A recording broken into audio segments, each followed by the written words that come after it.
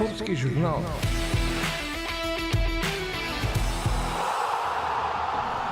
Значи, како што рековме, прво како тема го имаме фудбалот и конгресот на ФИФА во Парагвај, а на телефонска линија го имаме подпредседателот на Фудбалската федерација на Македонија, Маријанчо Стојковски Манта, инаку председател на Општинскиот фудбалски сојуз Прилеп. Добар ден и добро ни дојдовте во емисијата Спортски журнал. Добар ден до тебе, Зоран, и до сите слушатели на Пеле. Да, и повелете да ни кажете што туку сте вратени од Парагвај, да. Што се случуваше на конгресот на ФИФА? Пред еден ден се вративме заедно со генералниот секретар Леонид Јандриевски. Бевме во главниот град Асансун во Парагвај на 75-тото собрание на ФИФА во главниот град на Парагвај.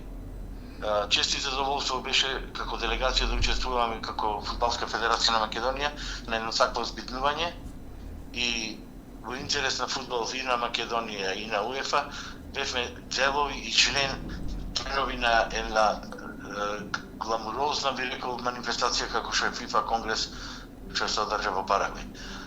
На тоа собрание, конгрес, приоритетната точка беше светското првенство што ќе се одржи во трите земји Уругвај, Парагвај и Аргентина, и по повод 100 годишнината од светско првенство, како што почнало првото светско првенство во Монтевидео и финалето на 2030 година ќе се одигра во исто така во Монтевидео во Уругвај. Тоа ќе биде еден голем јубилеј на ФИФА и на фудбалот воопшто во светот. Да, која е она најзначајна одлука што се донесе на ова собрание? Според ваш впечаток? Тековни прашања беа, меѓутоа главната одлука беше за изграда на нови стадиони во Уругвај, Парагвај и Аргентина. Со тоа што приоритетни точки повеќе стадиони би се изграделе во Парагвај и во Уругвај. Така да светското првенство веќе почнува да се спрема и тоа ќе биде еден невиден спектакл, бидејќи ФИФА слави 100 години од своето постоење. И привилегија е за сите што ќе учествуваат на едно такво светско првенство. Да, репрезентации. Привилегија, се надевам исто така ќе не фоканат здрави и живи на тоа финале и на тој конгрес. Сигурно видовте и познати ликови учесници на овој конгрес таму. Па да, дружбата беше стварно голема. Оние што ни биле некои постари идеоли, таму се сретнавме, дружевме. Поранешни фудбалери сигурно. Поранешни фудбалери во името на Ето, на Кака, Дунга, Шевченко и така натаму, и така натаму. Многу познати во името на тренерот Арсен Венгер и така натаму. Многу познати лица што се го нашле своето место во ФИФА.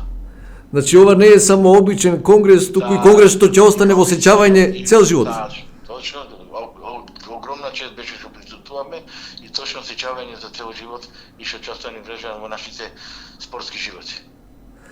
И сега, што е наредно очекување, наредно присуство, наредна манифестација ваша од членовите на Фудбалската федерација? Наредно ќе биде собрание исто така тековно во Мајами. Најверојатно таму ќе присуствува председателот на Фудбалската федерација, пошто ја имам некои приватни обврски, а тоа ќе биде почетокот на, уствари, првата половина на јун. Да, меѓутоа морам да запрашам и за нешто друго. Добивме информација дека вие, златната генерација од 80-тите години на победа, сега се собирате в сабота да одбележите и да обновите едно дружење. Што ќе ни кажете, барем реченица две? По речењето одма ми се јави еден од иницијаторите, Тони Шалев, за една дружба таква на 24 овој месец. Се надеваме ќе се собериме за една убава генерација во што поголем број, ќе одбележиме една убава дружба и ќе се потсетиме на минатото и на убавите моменти. А јас сум сведок на тие 8 соред надпревари што немавте пораз. 10 соред. Ќе се поправам 10 беа соред. Победи. Добро, вие сте учесници, сигурно и подобро знаете. Меѓутоа, златни времиња во секој случај, 80-тите години, што никогаш не се забораваат. Така е. И премногу публика секоја утакмица се зборуваше само за победа како Брент и така натаму. Да. Сега, исто така и во Општинскиот фудбалски сојуз имате убава манифестација, односно убави надпревари, завршница на Општинската лига. Да. Оној плей-оф. Со Општинската лига А и Б, во сите ќе има баражи, така да во А лигата сега ќе почнат оваа недела и имат добри екипи што ќе се на првите 4 што ќе се надпреваруваат за тоа прво место. Инаку мора да се пофалиме како Општински фудбалски сојуз, сме горди што во третата лига убедливо прв заврши Коњари, Брасов Коњари, и така да мислам дека со една нога ќе бидат и членови во втората лига.